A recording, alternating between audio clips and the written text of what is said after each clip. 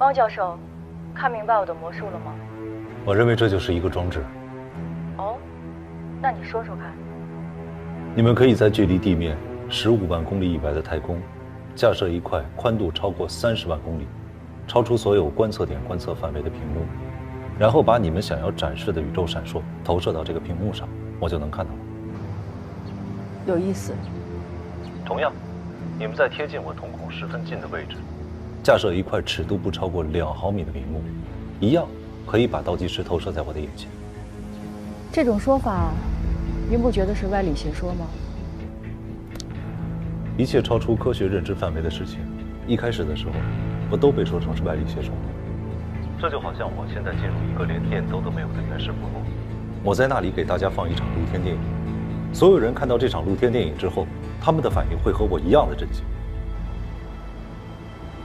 你是说，此刻你生活在原始部落？你们做了这么多事情，无非就是想让我认为我自己是一只火鸡。好啊，那我这个火鸡科学家现在很想知道，我到底在哪个农场里？我的农场主是谁？加入你们科学边界，我能知道这一切吗？你有资格加入我们。喂？喂？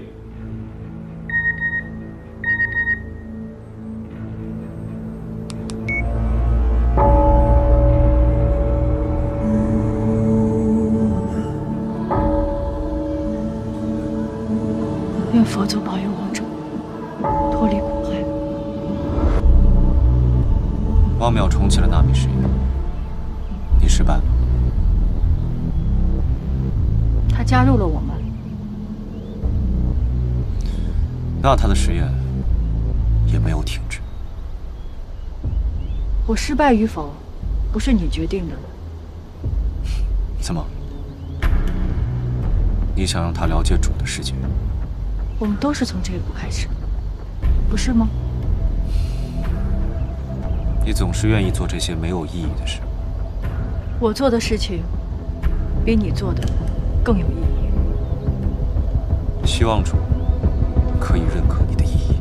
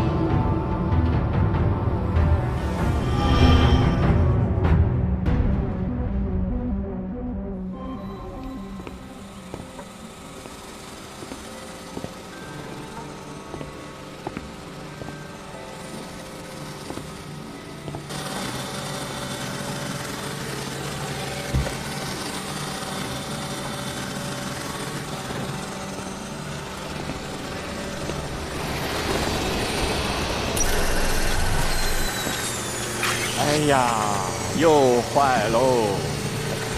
这是我一个学生做的小东西，目前还不是很成熟，电池的存储跟不上。这电池大了呢，体积也大；小了吧，又带不动好的马达。我看暂时没什么用喽。你找谁啊？我找沈宇飞。啊，跟我来。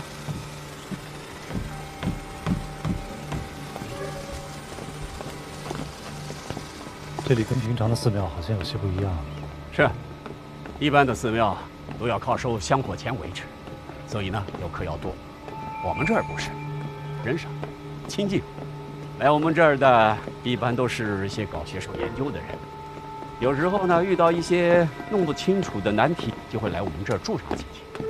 啊，我们这儿的房租很贵了，够养活了。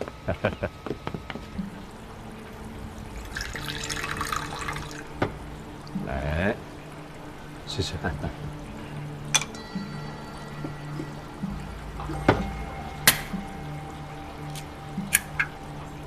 你喜欢喝这个？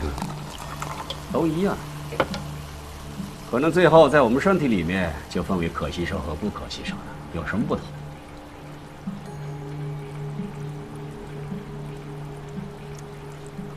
你找申玉飞，也是研究纳米的。对，纳米好啊，不错。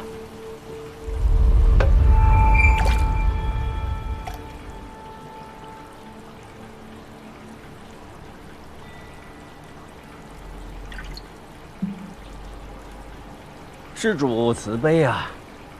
一沙一世界，一叶一菩提。这个文明，刚刚因为你，避免了毁灭与洪灾。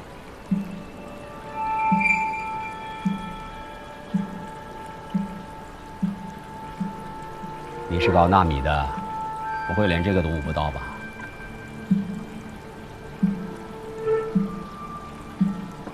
韩教授以前是在欧洲和美洲研究粒子物理学的，回来之后一直从事这方面的教学。以前的事儿就别提了，如今离这寺院也近，说不定哪天就出家了。法号我都想好，就叫慧痴。哎，不是吃饭的吃啊，是痴心妄想的痴。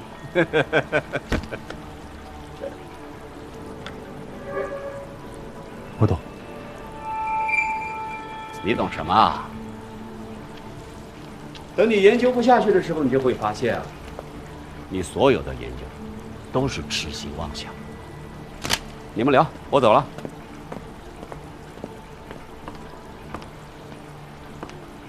很多科学家在研究到达了无法突破的瓶颈时，都会寻找另外的寄托。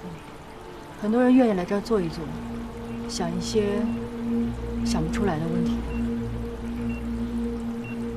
曼费教授的最后一站就是这儿。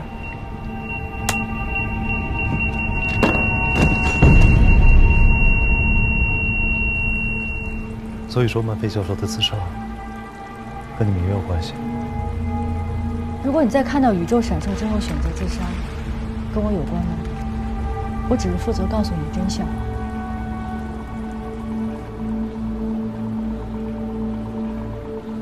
我已经决定要加入科学边界了，所以现在你可以告诉我农场主到底是什么，倒计时的尽头到底是什么？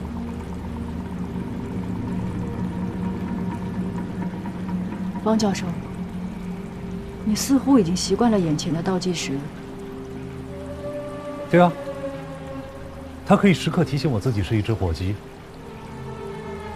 我之前还会有些焦虑，会有些恐慌。但是我现在甚至很期待知道倒计时清零的时候到底会发生什么。火鸡也是有好奇心的。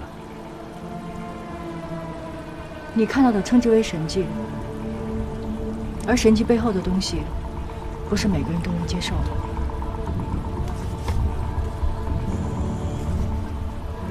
如果你愿意，可以亲自去农场主的世界看一看。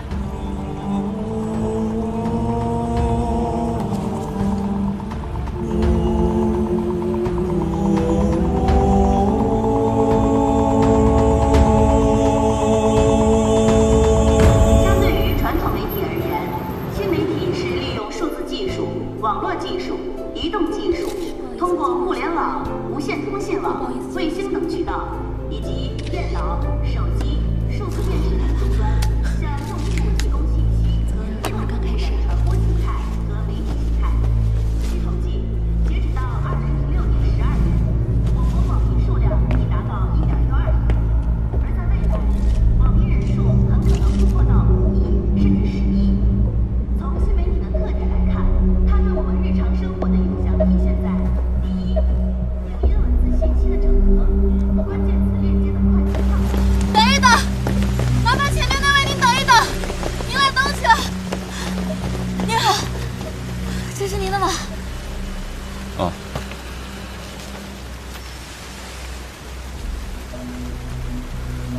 谢谢。那个，我叫木心，是一名独立的媒体人，请问您是？潘寒，还真是你啊！著名的生物学家、环保主义者，国内第一个实验社会中华田园计划就是您创建的，方便多聊几句吗？好，谢谢。中华田园计划和西方回归自然的乌托邦社团有什么区别吗？他们最本质的区别是中华田园计划不在荒野自然里，而在大城市中。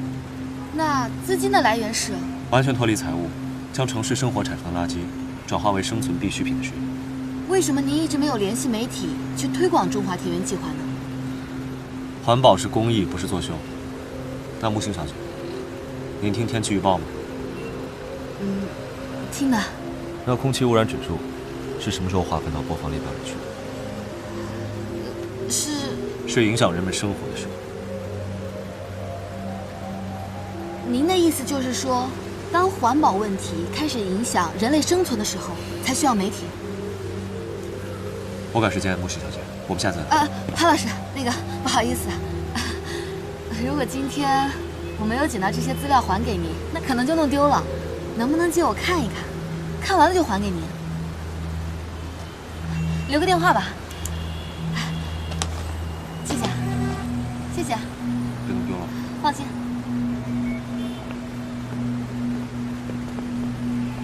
这几天木星一直在参加一些学术论坛，并且跟不少科学家都有接触。今天他去了一个新媒体活动，中间跑出来跟一个叫潘寒的聊了会儿。这个人是搞环保的生物学家。搞环保的，聊什么了？没什么，而且这个叫潘寒的好像不太想跟他聊。你继续盯着。好。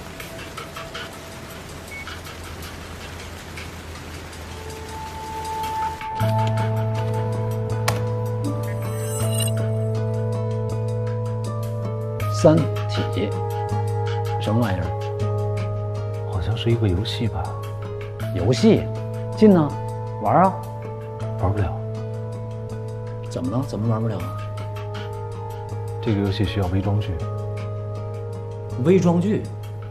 什么玩意儿？老常，这个要报销的是那个游戏的装备。我告诉你啊，这装备特别牛，啊，就进到那个游戏里面，你就能上天。比方就是你在里面就一跺脚，噌一下你就上天了，像窜天猴一样，啊，超人，啊，你玩过吗？我听别人说的。谁说的？科学边界的。他们玩。对呀，所以我这工作需要啊，赶紧报啊，就有点小贵。你这报销找财务啊？哎呀，我要是能跟财务说明白，我干嘛找你呀？哦，对了，今天早晨欧洲战区来消息，在北欧，又有一名科学家自杀身亡。所以啊，刻不容缓。你放心，老常，我有了这个，我一定把游戏给你通关了。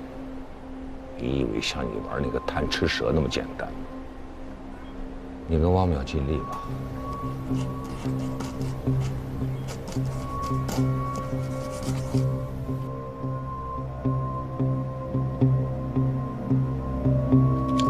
哎呦，我这手套有点小啊。我这也小。哎，它是这么戴的吧？哦。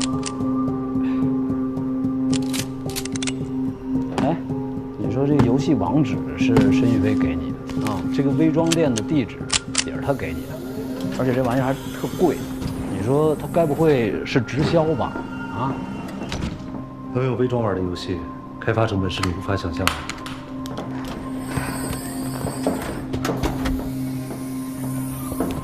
哎，我这个能带进去吗？这个倒计时，不会连电吧？你把它摘了吧，不用带进去了。不能摘，说好同生共死的，就这么着。来，行，让你进去之后自己小心点。放心吧，干警察这么多年了，我徒手抓过29个啊，放倒过17个，用枪干倒过16个。啊，行了行了，你进游戏里边可千万别乱打人。打什么人啊？进去还不知道什么样啊，没准都是火鸡，只能刀人。申宇飞说了，里边是射手和农场主的世界。来，走着。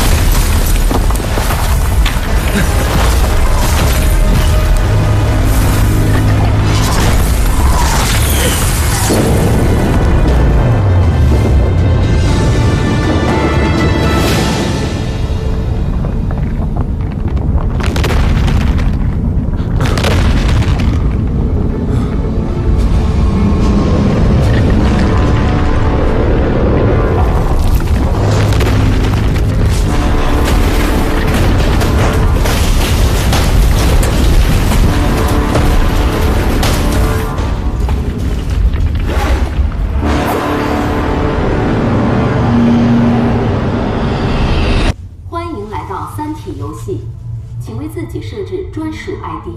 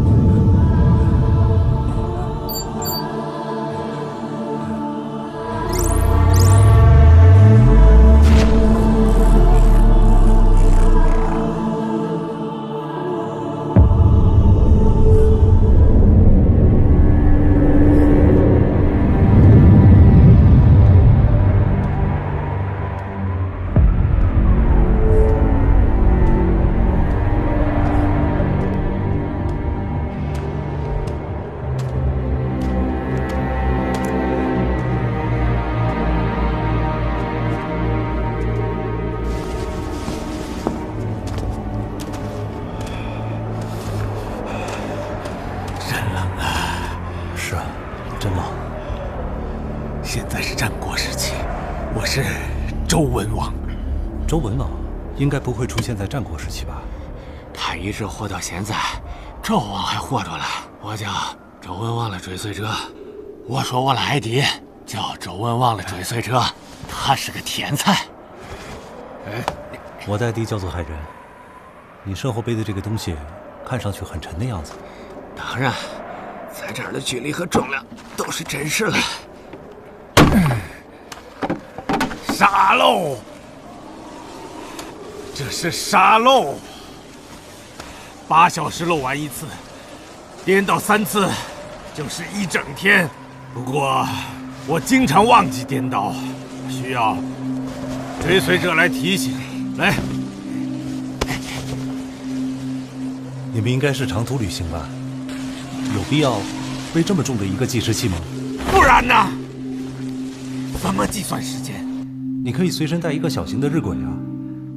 或者你直接看太阳，这样大概也能知道是什么时间。太阳？看太阳咋知道时间？这儿可是乱纪元。乱纪元？这冷啊，冻死我了！快走吧，停下来会更冷。那等太阳出来一些，就会暖和了。恁是冒充伟大的先知了？连周文王都算不上先知。这需要先知吗？谁还看不出来？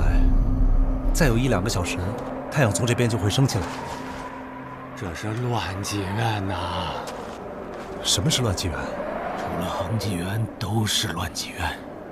乱纪元是人尽皆知的事情吗？看看那个太阳啊！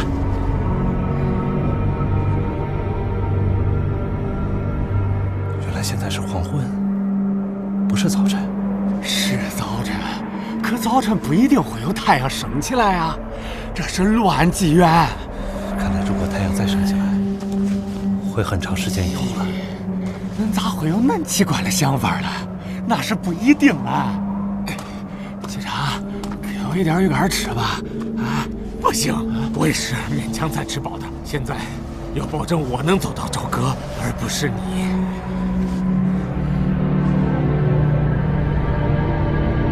你们看那边，太阳从那边升起来了。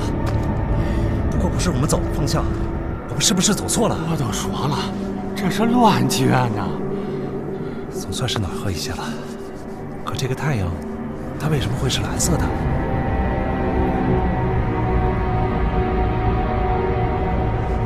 它怎么这么快就落下了？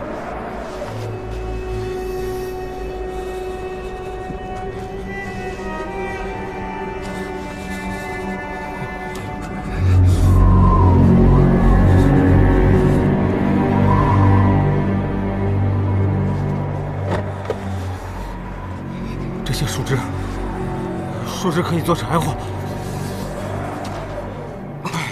快点儿！快说，我最讨厌电活了。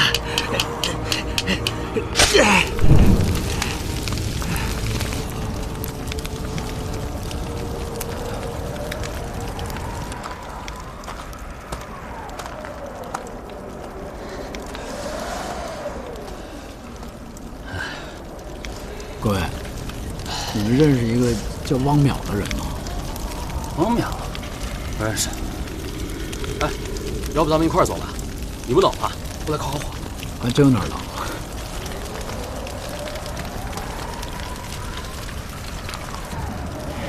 要是能少一点脱水者，活都更晚了。胡说，那是纣王才干的事儿。这满地都是脱水者，活了不行了。他们都算再泡水，也活不了啊。如果恁的理论能中，别说少了，就算是吃点又能咋着了？比起恁的那个理论，几条性命又能算啥了？不行，不行，我们是学者。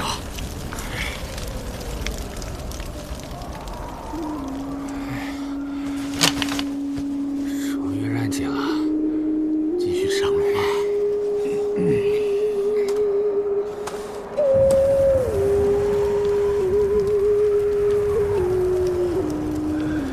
哎，啊，你追随谁啊？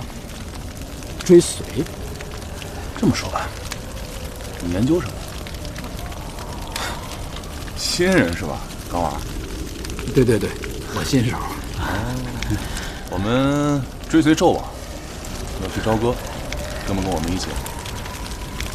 助纣为虐啊？那算了，朝歌太远了，我还得去找我朋友呢。淼淼呢？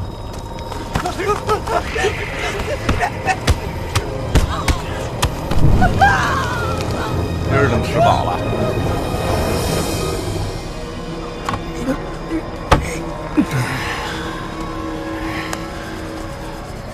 这已经翻了第6次沙漏了。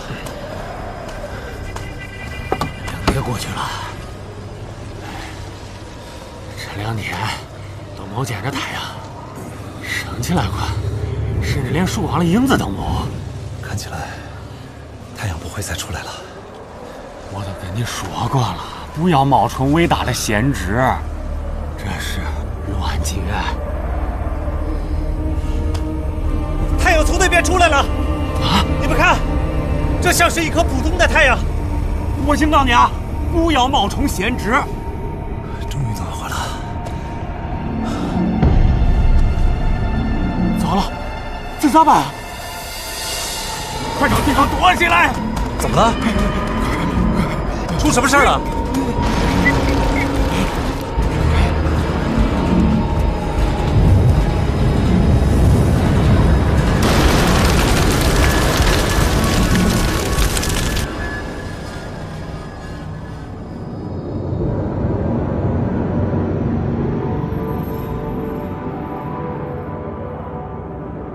在乱局案里旅行，都跟在地狱里走路似的。我扛不住了，不装了，那你脱水吧。啊，等一下，我这么干，你不会扔下我吧？你放心，我一定会把你带到朝歌去。班长，我脱水。哎，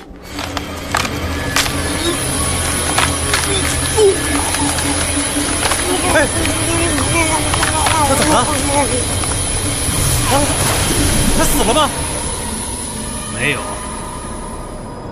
脱水者只要浸泡一会儿就会恢复原来的样子，就像泡干蘑菇一样。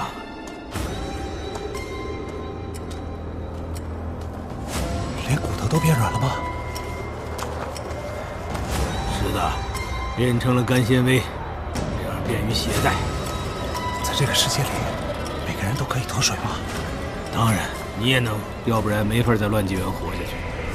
这个你拿着吧。哎，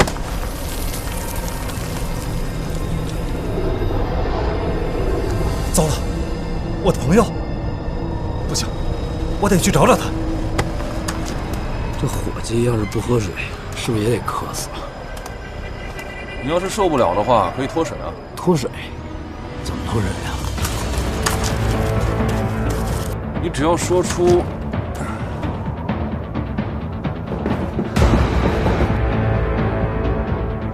这3个字，这就是口令。这不会是个坑吧？啊！我要说了，我脱水，你们能获得什么好处啊？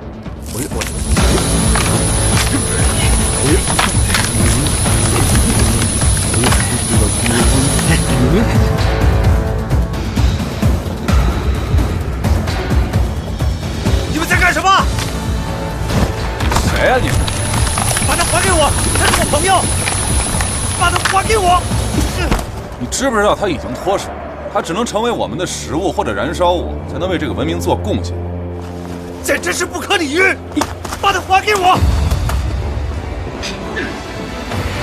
哎，还给我！王淼，把他还给我！明白这个世界的真相。王淼，等会儿啊，挺住啊，我马上进去。挺住啊，等一下。自己的目的。这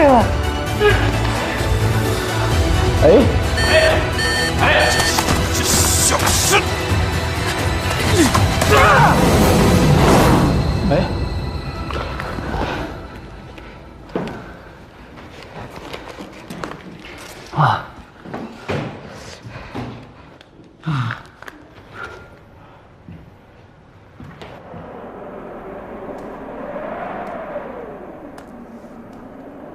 你的朋友怎么样？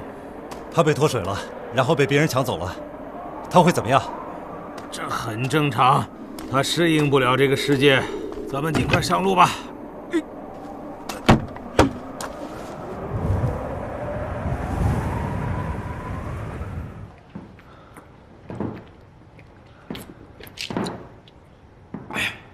这下解渴了。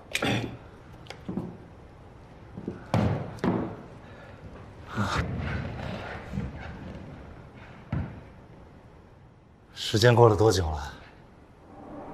大概1个月了。要不然是酷暑，要不然是饥寒，让纪元真够要命。飞星，2颗飞星。我们昨天也见过，它看上去比一般的星星要大一点。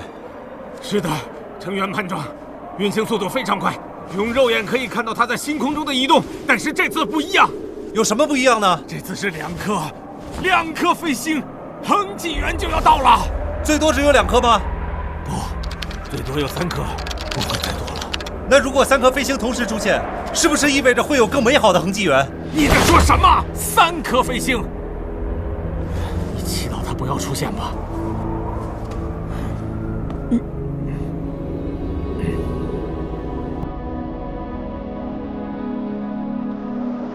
很久没有这么舒服过了。这次的恒纪元会持续多久？1天，或者1个世纪，谁都说不准。据记载，西周的时候最长曾经出现过2个世纪的恒纪元，那个时候的人真幸福。那乱纪元呢？又会持续多久？不是跟你说过了吗？除了恒纪元都是乱纪元，他们互为对方的间隙。这是一个毫无规律、混乱的世界。是的，这里的文明只能在相对较长的气候温暖的恒纪元里面发展。大部分的时候，人们只能集体脱水。等较长的恒纪元到来的时候，再集体浸泡复活，进行生产和建设。那我们要怎么才能推测出来恒纪元到来的时间还有长短呢？做不到，没有人做得到。每当恒纪元到来的时候，这个国家是否浸泡复活，完全取决于大王个人的直觉。通常的情况是，人浸泡复活了，庄稼种下了，城镇开始建筑，生活刚刚开始，恒纪元就结束了。寒冷和酷热毁掉了一切。恭喜你，你已经知道了这个游戏的目标，就是运用我们的智力和悟性，分析研究各种现象，掌握太阳运行的规律。文明的发展维系于此。在我看来，太阳运行根本没有规律。那是你还没有找到世界的本源。你悟出来了吗？是的，我这次到朝歌去，就是要给纣王献上一本精确的万年历。我们还有多久才能到朝歌？快了，很快就到。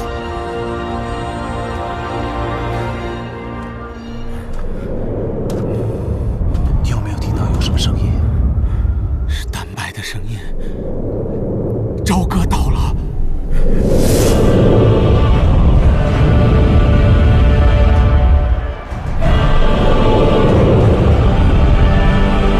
那些就是蛋白，看到了它们，就说明我们到达目的地了。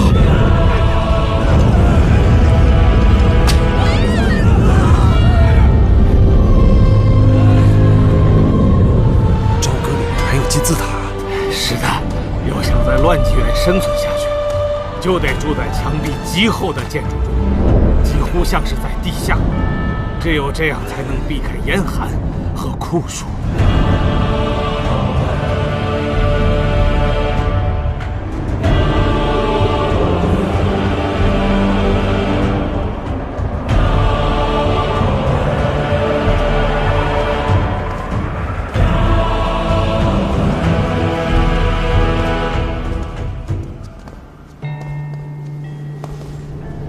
纣王，爱卿平身，这是伏羲。显然他有自己的一套。是的，他认为太阳是脾气乖戾的大神，醒着的时候喜怒无常，是乱纪元；睡着时呼吸均匀，是恒纪元。伏羲建议本王竖起外面的那些大摆，日夜不停地摆动，生成这样。可以对太阳神有着强烈的催眠作用，可以使其陷入到漫长的昏睡过程。从来也没听说过有谁可以催眠太阳。看来不太有用啊。是啊，到目前为止，太阳神依然醒着，只不过偶尔打打盹儿。他要干什么？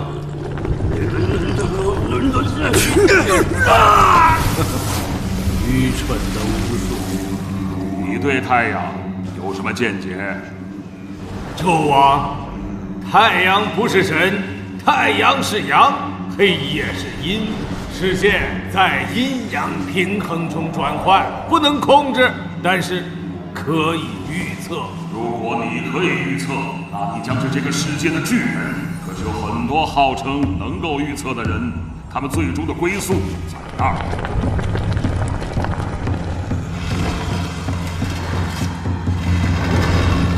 纣王，这是宇宙的密码，借助它，我将为您的王朝贡献一部精准的万年历。哦，姬昌啊，本王现在迫切想知道下一个长衡纪元什么时候到来。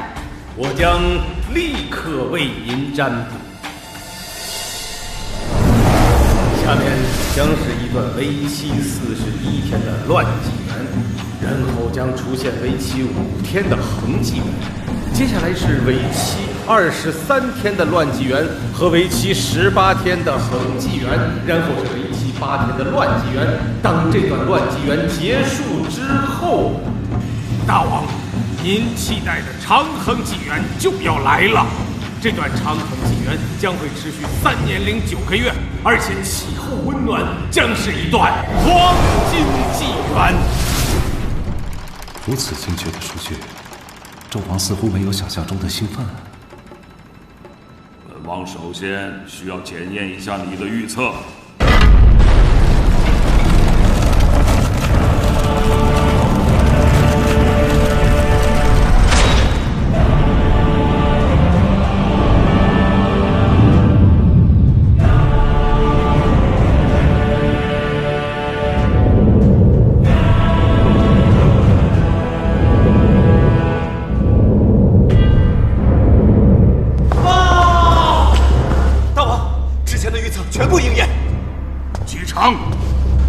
王将为你竖起一座丰碑，比这座宫殿更高大。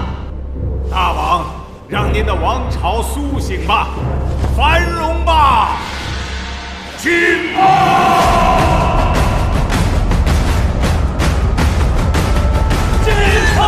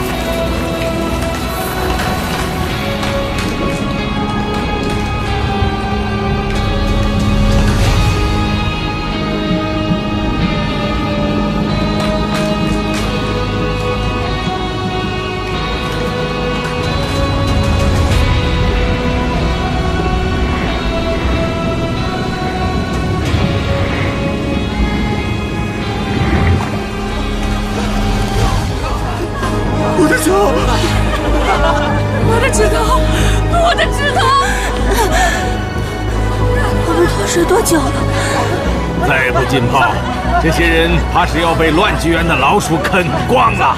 享受着美好的恒纪元吧，你们是幸运的。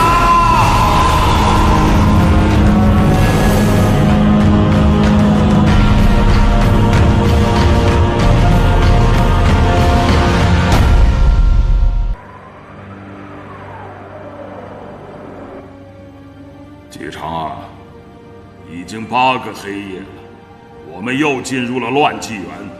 这太阳可是一直没有再升起来。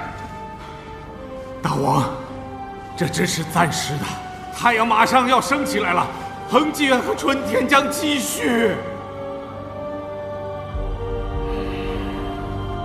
收鼎。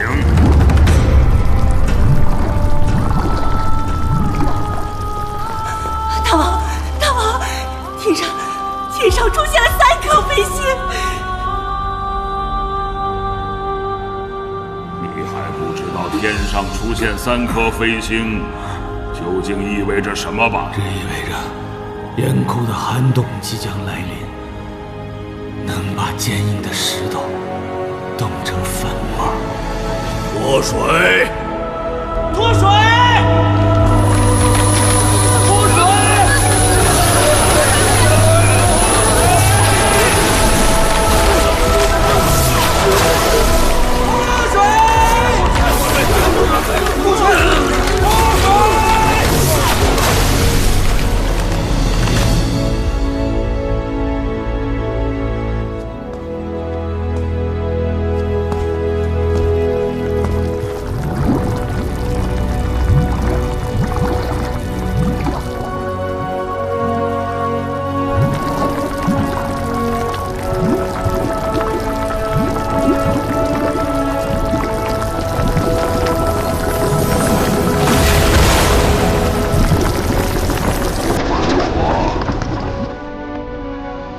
该退出吧。游戏到这儿，已经没什么玩头了。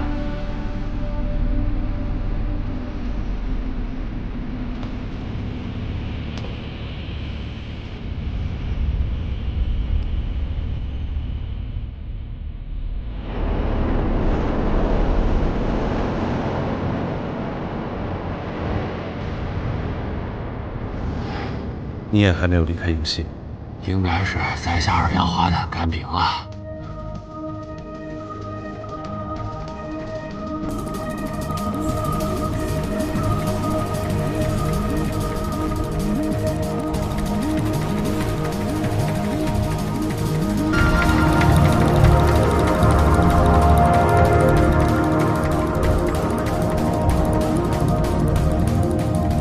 这雪花已经是凝固了氧根氮，大气正在绝对零度中逐渐消失。那很快即将失去氧气了。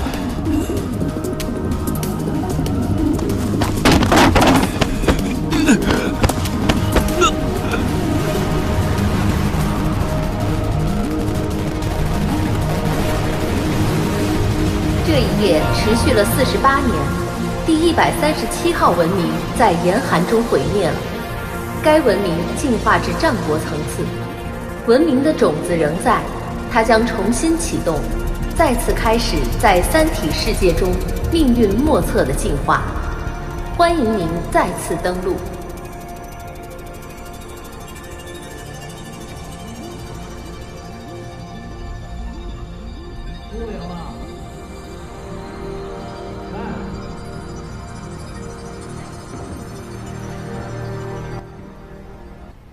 输了赢了，太震撼了！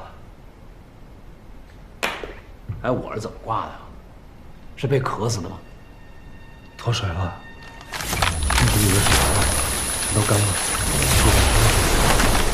就变成了一张软塌塌的硬皮。这帮孙子骗我！真的太震撼了，一个文明就这样被毁灭了。毁灭？农场主挂了？这游戏到底要干嘛呀？周文王跟我说了，这里是乱纪元，似乎恒纪元是他们心中一直一个执念。我到现在也还没有完全搞清楚，我们到底应该去做什么？是寻找恒纪元的规律，还是在恒纪元和乱纪元当中找到一种方式把文明继续下去？他为什么会这么乱啊？不知道，或许不是游戏乱，而是我们还没理解。要不咱们俩再进去再干一把，一鼓作气，这回咱俩进去一块把那只王给干掉不就完了吗？这个游戏的目的不是为了干掉谁。周文王跟我说了，这个游戏的任务是要掌握太阳运行的规律。太阳运行的规律不就是东面出西面落吗？三体世界里面太阳运行规律不是这样的，尤其进入了乱纪元，太阳就变成了毫无规则的运行。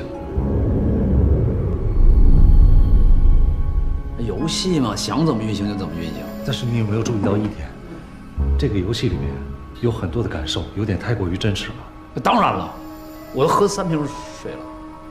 我觉得三体游戏里面这种真实的程度，并不是为了增强体验感的。我特意在离开游戏的时候，看了埋在雪里面的金字塔，雪最下面的一层是水的雪，中间一层是干冰，最上面一层是固态的氧和氮。是哪家游戏公司设计的？我也不知道。一回生二回熟，再干几把，把事情都弄清楚。进来。王总，哎，再来一把，再来，干一把，干一把，来，干一把。兄弟，帮我拿下手套，谢谢啊。哎，开会了。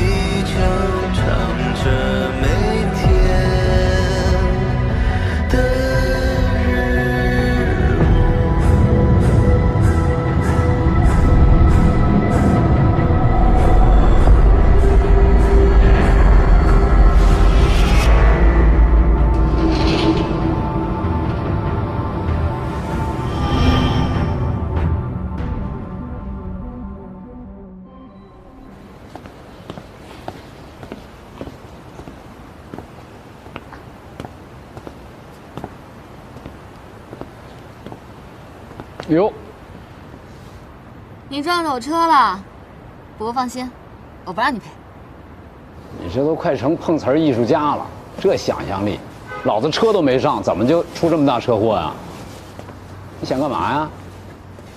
看清楚啊！我今天没带录音笔。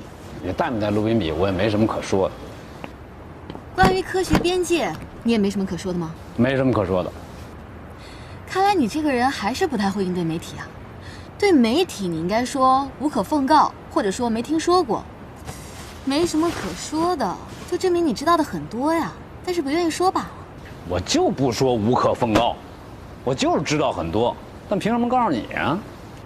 行嘞，证明我的调查方向没有错，我也在查科学边界。挪车走人。好嘞。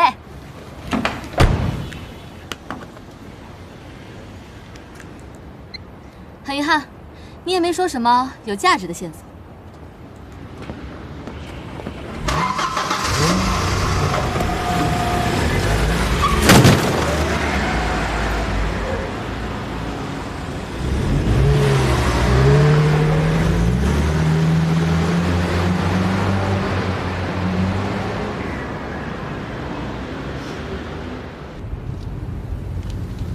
喂，那个木星，你帮我接着查啊，一定要弄清楚他到底想干嘛。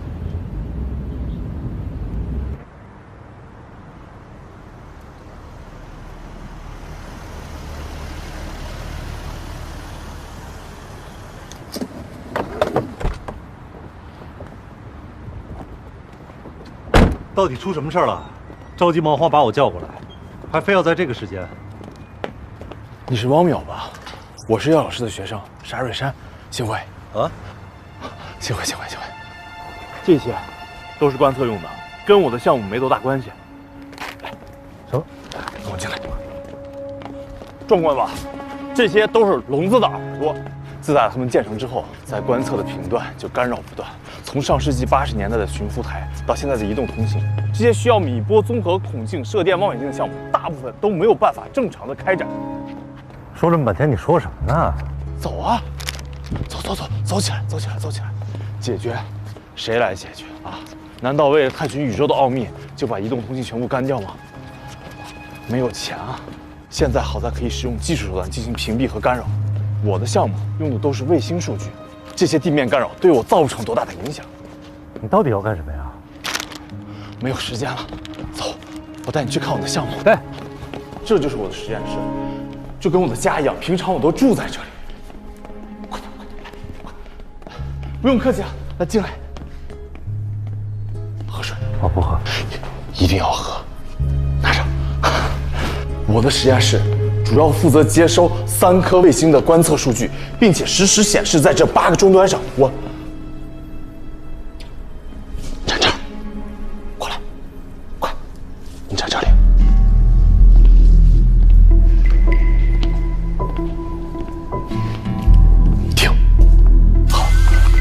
我的工作呢，就是根据这些测绘的数据，重新绘制一张宇宙微波辐射全景图出来。你想了解什么观测数据？能再详细点吗？王教授，你不是搞这个专业的吧？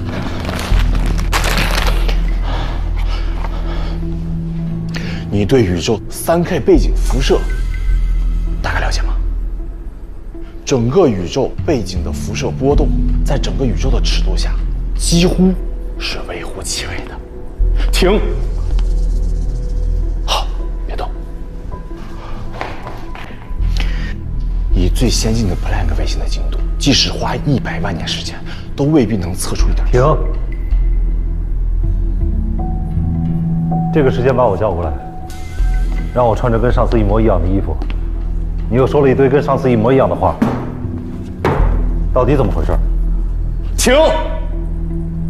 别坐，坐这里。来，快，坐下。今天早上我吃了一颗煎蛋，然后骑自行车出门，迟到了2分钟。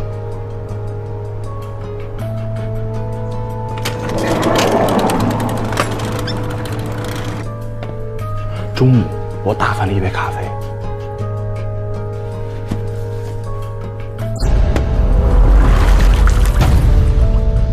晚餐前我在检修设备的时候踢伤了脚。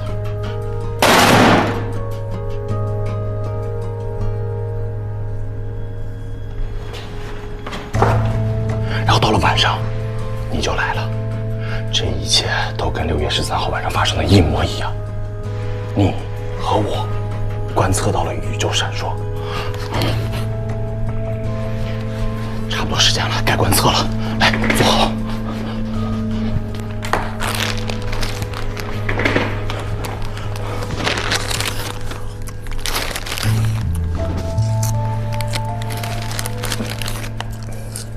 今天晚上宇宙不会再闪烁了。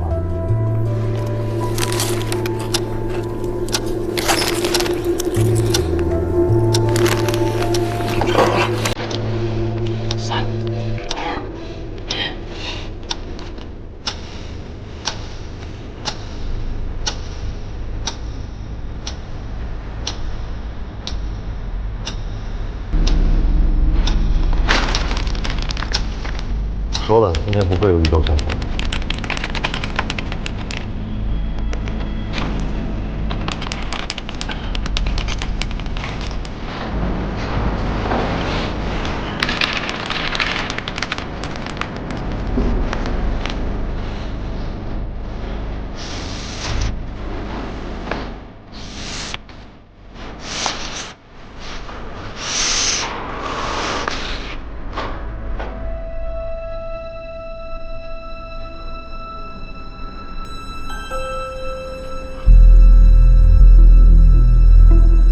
那天穿的也是黑色的袜子吗？你是不是觉得这样重复，宇宙就会再闪烁？那如果这么说的话，就是我们在操纵宇宙闪烁了？是你还是我有这个能力？你真的相信宇宙会闪烁吗？你等一下。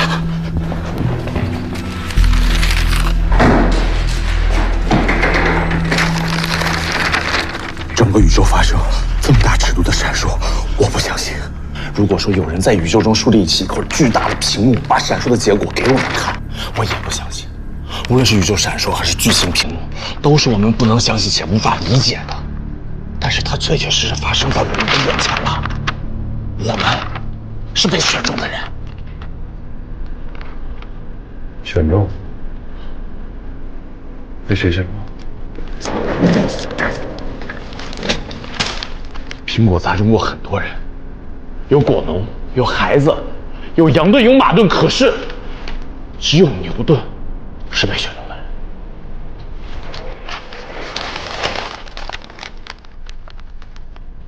从小我就觉得我会成为一名天文学家。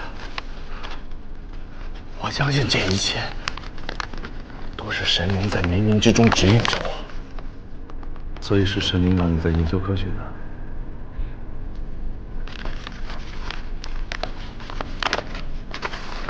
王教授，你相信上帝为摩西分开红海吗？我是一名科学家，我不能相信。可是那天我们所见到的一切，跟上帝分开红海有什么区别？我想研究这一切，我想理解这一切，我想知道真相。王教授，难道你不想知道真相吗？啊？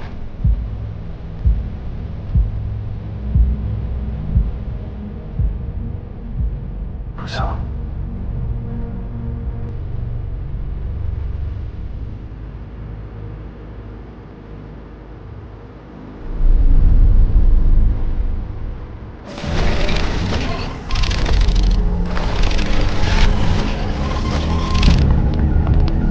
同志们，这是一场战争，尽管到目前为止，我们不知道敌人是谁，敌人什么样，敌人是怎么存在的，但是有一点，这些死亡的科学家是全世界乃至全人类的重要财富。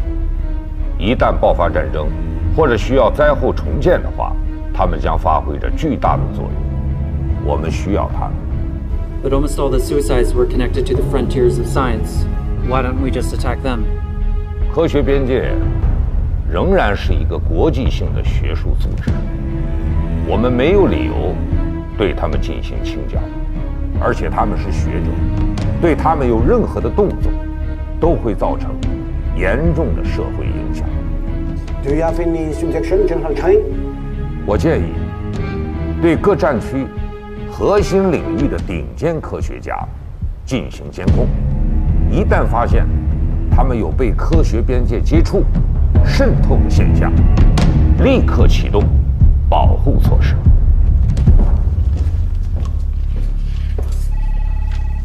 啊，哎，汪淼，哎，来，正好啊，我的10个助理啊写的关于《三体》游戏的报告，他们昨天晚上玩了一夜。啊，玩个游戏你还找10个助理啊？你先看看。好。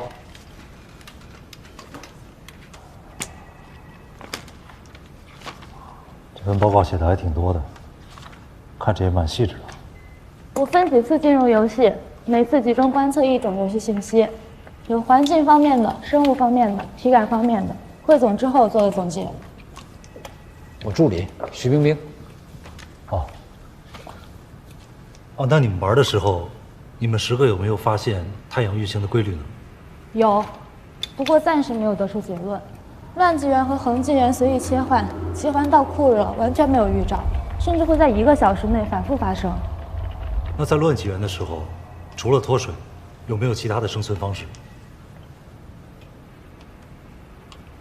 我观察了一下，有一些泥潭鱼是能撑过极热天气的。如果人也能像那些鱼一样，趁泥潭没有干透的时候，在里面挖个能藏身的地方，乱纪元的周期又足够短的话，或许能侥幸活下来。所以你说的这种泥潭鱼，是不是类似于非洲的鲱鱼？鲱鱼，就做罐头特臭那个吗？是鲱鱼。非洲人曾经发现有一些鱼，在旱季的时候会钻进泥里把自己包住，只留一些小孔通气呼吸。鲱鱼在休眠状态下能存活差不多4年。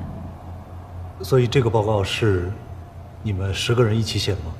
哎呀，刚进门我不就介绍了吗？我的10个助理，徐冰冰，以1当10，知识渊博，不比我差。哎，你别蹲地了啊！我们继续说，但是鲱鱼这种休眠方式，我们人类做不到，所以没有任何的参考价值。汪教授，你有没有觉得这款游戏对细节的掌控精细到了一种可怕的地步？是。泥潭里边有泥潭鱼，天空中下的是2氧化碳干冰，而并不是雪。虽然是一款游戏，但真实的有些过分了。我之前就跟他说过，这些海量的细节已经远远超出了游戏体验的范畴。那到底是什么呢？我想想怎么跟你解释。清明上河图，你肯定知道对吗？我知道，画了好几百号人那个。对。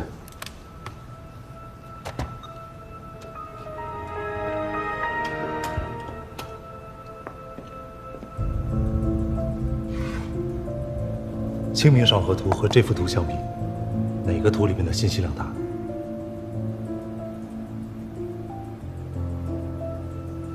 这图有信息吗？不光有，而且比《清明上河图》大1到2个数量级。一般来说呢，游戏中细节的设置是为了玩家的体验服务的，所以游戏的设计者会增加人物动作的捕捉、画面渲染，尽可能增加信息量，以产生更强的真实感，就好像《清明上河图》一样。但是这款游戏，设计者却反其道而行之，有巨大的信息隐藏在游戏的背后，就好像这幅图，它试图急剧的压缩信息量，似乎是要隐藏某种巨大的真实。既然设计者有这么多想法，那我们把它找出来问问不就知道了吗？我查了，查不到关于《三体》游戏设计者的任何信息。那你有没有查过，什么样的人有能力来设计这种游戏呢？我不认为个人有能力能做出这样的游戏，它必须是非常完善而强大的游戏公司，或者是顶级的游戏团队。国内版本的游戏登录界面是中文的，所以我筛选了国内所有优秀的游戏制作公司。我认为这几家他们或许具备这样的能力，可以向他们咨询一下。好。那问句题外话，你们10个人1个月拿多少工资？哦，不高，我只拿1个人的工资。凭什么呀？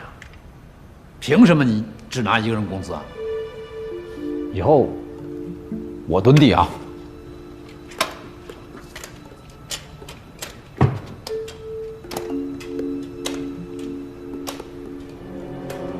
其实这款游戏早就有，只不过以前我们没有注意。通过调查发现，玩这款游戏的大部分都是科学家，或者说高级知识分子。这其中，科学边界的人很多。杨东没玩过这游戏吧？漫费也没玩过吧？死掉那些科学家，我们都调查过，连个买微装的都没有。那为什么偏偏要让汪淼来玩这个游戏呢？这或许是一个面试，汪淼答应了加入他们，也要通关这个游戏，才能得到他们的认可。刘冰，你们10个赶紧抓紧通关。就算我通关了也没用，这是对汪淼的测试。怎么没用啊？通关了可以拿到通关秘籍吗？可以帮汪淼吗？你的表现比我刚玩游戏的时候强多了。三体世界中太阳运行的规律是什么？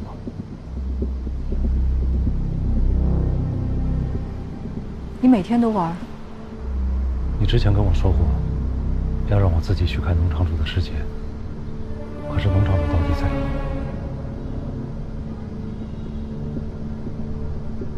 聚会就要开始了，不来重温一下？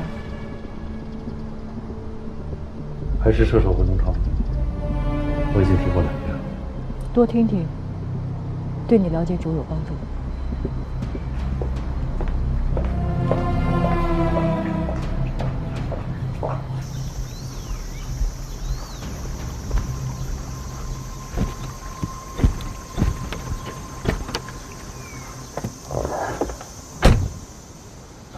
怎么样？参加今天聚会的有你认识的吗？有几个之前见过。哪几个？哪几个跟那个申玉飞接触比较密切的，是吧？啊？什么？回忆一下。我这不全。有几个是几个，好好想想。我就知道一个叫潘建中，是研究量子光学的，最近都是关于他的报道。再想想其他人啊，努力回忆一下。好好想想。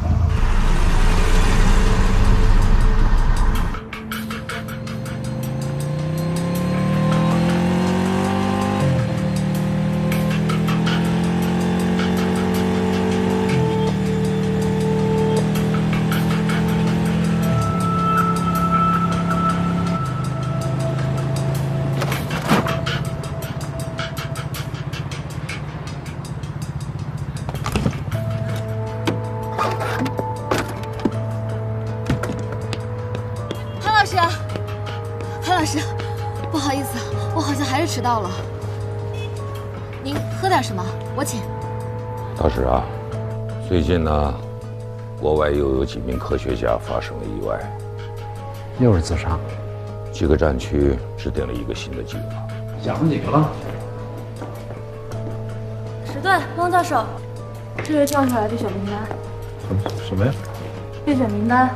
我这儿呢，有一份名单，可以说囊括了各个领域顶尖的科学家。要对他们进行监控吗？保护。你好好看看，这里面有没有在今天聚会上出现的啊？有没有跟申玉飞密切接触的？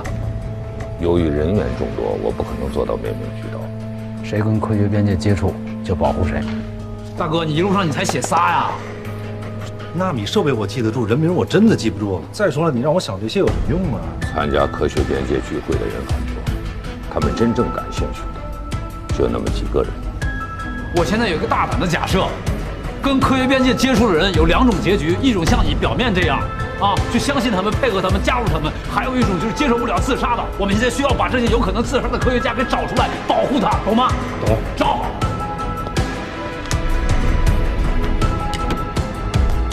谭老师，资料我全部看完了，非常有感触。您在资料里提到了一组数据，近40年来，因为人类的活动，T 国的麻雀数量减少了57%，A 国的涉水鸟类同期下降了81%，还有亚洲的白背秃鹫减少了99.9%，几乎灭绝。我们的地球环境已经这么糟糕了，可是却得不到人类的重视。只要不危及自身生命，绝大部分人都会选择视而不见。是，人们不会在意臭氧层空洞，也不会在乎水的污染、大气的污染。你还忽略了一点。啊，对，光的污染，您在资料里提到了，这一点也让我非常有感触。夜晚的强光会影响飞行昆虫分辨方向的能力。那些靠夜行昆虫去传播花粉的花，会难以繁衍，逐渐从地球上消失。长远来说，会破坏整个地球的生态系统。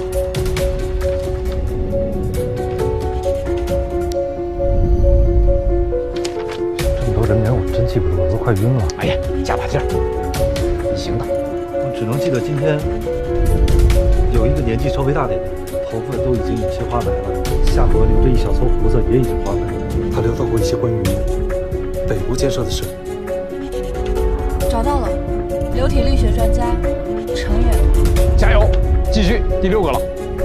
我还能记得一个人，他一笑起来，右脸上有一个酒窝，应该是研究量子动力的，有这人吗？哎，叫什么名？查一下。翟一鸣，就职于华中大学。有，加油，5秒啊！第7个，努力。还有一个人，他是大气物理研究中心的，长得挺端正的，脸有点方，但是他有哮喘病，因为他总用一个喷雾。伟超，棒棒的啊，很能干，你行的，加油，加油，加油！谭老师，我想，如果我把这些资料全部报道出去，大众看完以后一定会非常非常震撼。震撼？震撼有用吗？人们会在意。就好比你为了赶来采访，加大油门，骑车的时候在意过排放出来的废气对环境造成的影响吗？夜晚你骑车打开车灯，会觉得有什么大不了吗？你为了卫生，让店员用外带杯给你装咖啡，你想过这样会有什么影响吗？资料你都看完了，对你有什么影响？你改变了什么？把它写成文章又能怎么样？潘老师，您的这些话比那些资料更让人震撼。那我能做些什么？你能传播就已经很好了。如果每一个人都能问出我该怎么做的时候，我们就有希望。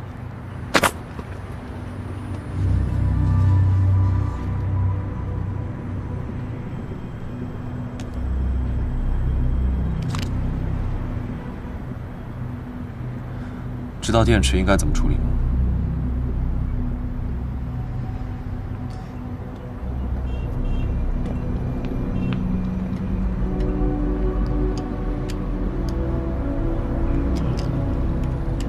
根据名单，我们已经对9位与申玉飞有着较深接触的科学家进行了布控，他们绝大部分都是从事物理学各分支研究的。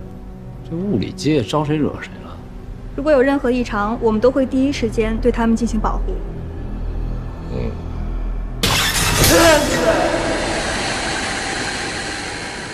我是你的骗，是你的骗。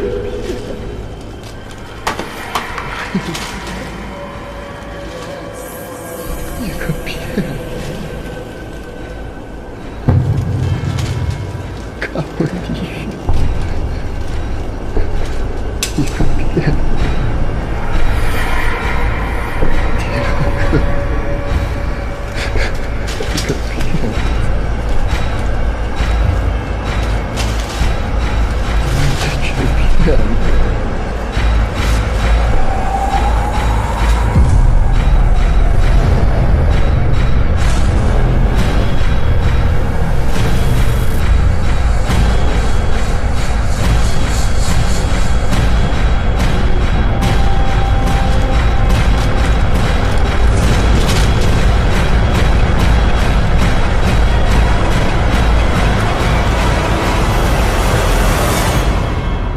幸好是星期天，实验室没人上班，发现尸体的是周末值班的保安。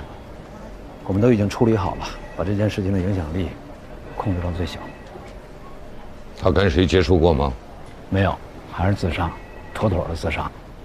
前2天他的研究刚刚获得国际认可，这2天他还安排了很多媒体采访。下周单位还准备给他表彰，他连获奖感言都已经写好了。然后自杀了？对，自杀了。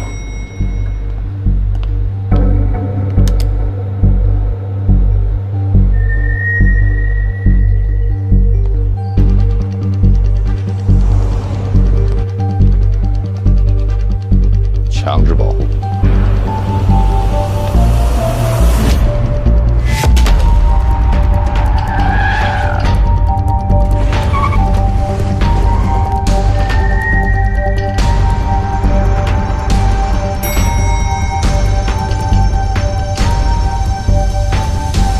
非常抱歉，以这种方式请你到这儿。不过你放心，我们是保护你的。最近一段时间，有很多科学家突然自杀。我们怀疑，这些真的不是单纯的自杀。我希望这种事情不要发生在你身上。你们都是国家的精英，可以说为了我们这个民族、国家，甚至全人类，做出了突出的贡献。我希望你们能不能放一放手头的科学研究，接受我们的保护。我们将以最快的速度调查清楚，以免你们再次受到威胁。至于你们的原单位还有家里人，也请放心，我们会妥善的安排。我们将对外一致宣称，你们是被临时抽调来做科研项目。请相信我，我所做的一切都是为了你们的安全。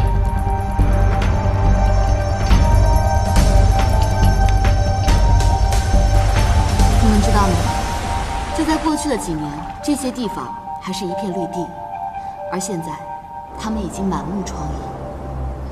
其实，我们需要知道的，远远不止这一些。地球上每天有几十种生物灭绝，而大气中的二氧化碳浓度也已经到达近300万年来的最高。在人迹罕至的南极，也已经发现了塑料垃圾。也许你会觉得这一切与你无关。为了赶时间，你猛踩2脚油门，你不会想到尾气的排放会有多大的危害。你让我查的那个木星，今天在演播室进行节目录制，还是搞环保那一套。你在路边买了一杯奶茶，理所应当的使用了外带杯。如果他录制的内容有问题，不能让他发啊。是。塑料垃圾最终会去向何处？拍摄中间他遇到一个人，聊了些什么，还没拍完就马上走了。他去哪儿了？放心，我安排人盯着了。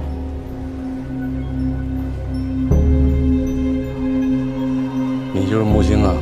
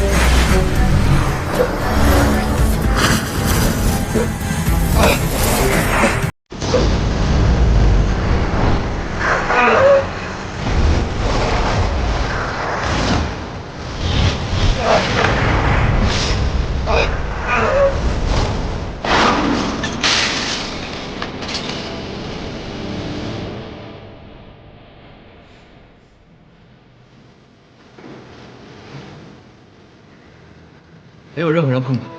生命体征一切正常，就是眼花。眼花？对，他说他眼前啊全是花，火花、电花，连人都看不见了。送医院，做好保护工作。是。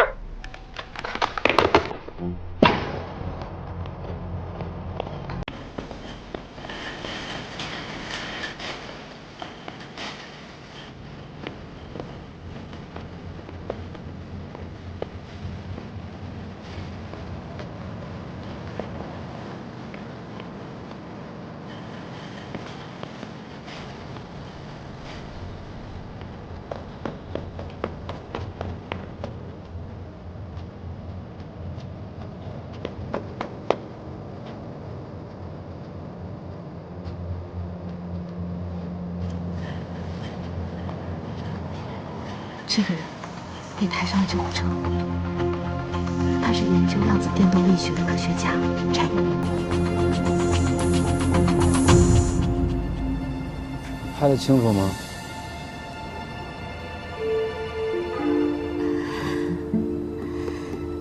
可以啊，你也查到了？查到什么？这群科学家被人给软禁了，除了他还有其他人。我严重怀疑，这跟科学家自杀的案件有关。这是保护。你们干的？跟我走。别呀！走。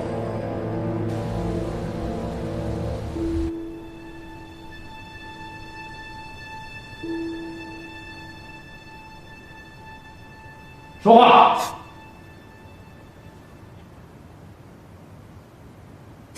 按照条例，我可以在这里待24个小时吧？24个小时，24个小时，我就不相信你不跟我说点什么。你抢了我的台词，这话应该我说。你怎么知道翟一鸣的位置？谁透露给你的？下午去你工作室找你那个人谁啊？你说那个人会不会也是担心科学家的安危，才把地址透露给我的？他要是真担心，就应该透露给警察。透露给你，就是希望你来制造恐慌。我是在传播真相。你传播个屁呀！你踏踏实实的，别给我们惹事儿，比什么都强。作为一只把头埋进沙子里的鸵鸟，有意思吗？真相是每个人都有权利知道的。我会知道那些科学家的位置，别人就不会吗？你可以阻止我，你能阻止其他人传播吗？石警官，我希望你配合一下。你知道我想知道的信息，我有你想知道的信息，我们彼此信任一下，互相坦诚不好吗？你以为这是咖啡馆啊？这什么地方知道吗？知道啊。你知道你还跟我谈条件？你知道你有资格跟我谈条件吗？啊？对。要不然我来问吧。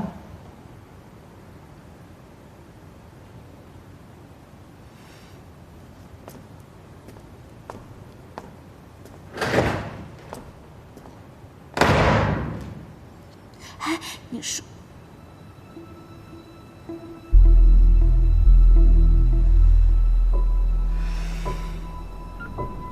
你描述一下你看到的东西。描述不了，全是花，一会儿火花，一会儿电花，充斥眼前的就是啪啪啪的在放烟花，我都快被火吓了。啪啪啪在放烟花，没有炮仗吗？没有。那为什么会响呢？不响，就是闪。现在呢？突然就没了。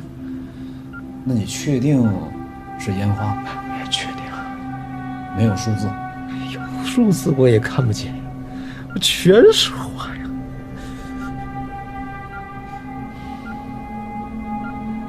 医生怎么说？重度飞蚊症。现在呢？好了。